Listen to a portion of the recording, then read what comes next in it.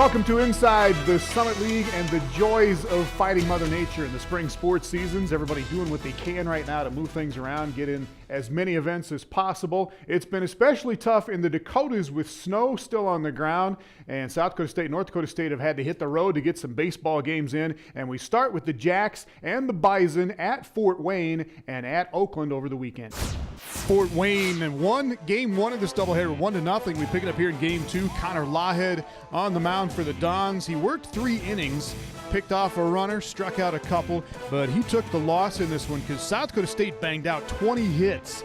Scott Splett coming up here for the Jackrabbits with an RBI single. He had 2 hits, drove in a couple of runs. Dan Telford homered twice, and the Jackrabbits win 14-11 in game 2 to get the split with Fort Wayne. The Dons were right back at it on Sunday, hosting league favorite North Dakota State. Fort Wayne starter Steve Danilek goes 6 innings, gives up just 4 hits and 2 runs, some help from Clay Hathaway at short.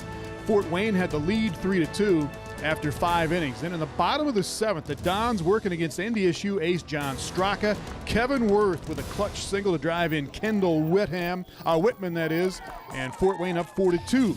Straka was pretty good in this one, not great. He gave up 7 hits over 6 innings, did strike out 10. He gets some help here. Watch Kurt Keneally go up against the dugout and make a play there. Game goes to the top of the 7th with Fort Wayne ahead 4-2.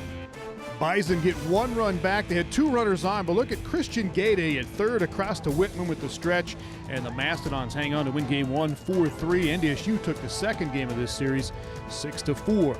Meanwhile, on Sunday, South Dakota State was at Oakland to play a couple. Jason Hager went the distance on the mound for Oakland, gave up just 5 hits, but he took the loss in this game.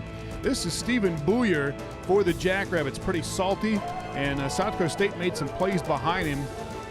Trent Drumheller goes to right center here, tries to leg out a double. Eric Danforth, though, cuts him down. Dan Mara makes the tag, and the Jacks are up 1-0 after 4 innings. Hager doing what he can to keep it close.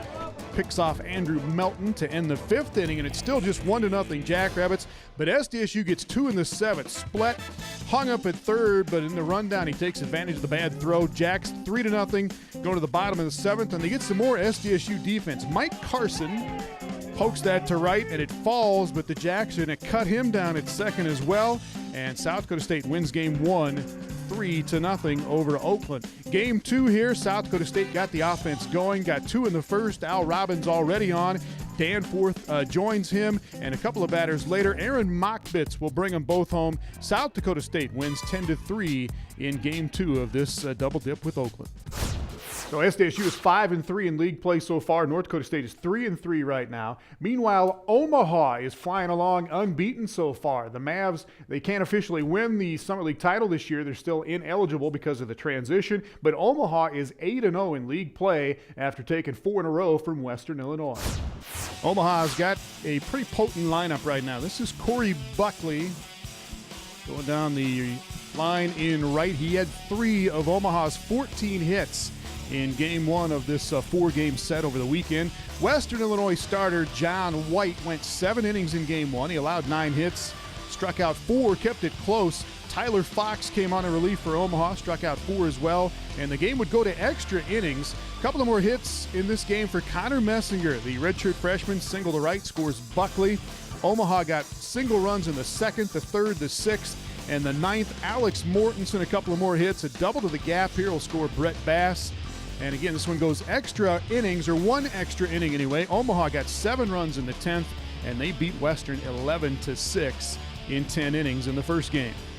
On Saturday in Macomb, 2 more between the Mavs and the Leathernecks. Omaha won game 1 5-3. Pick it up here in game 2. Mortensen again, he went 4 for 4, and he leads the league in batting right now. He had 3 doubles for Omaha, and the Mavs got out to a 5-0 lead. And here's Corey Buckley dragging that for a base hit as the sun started to come out. 2 more hits for Buckley.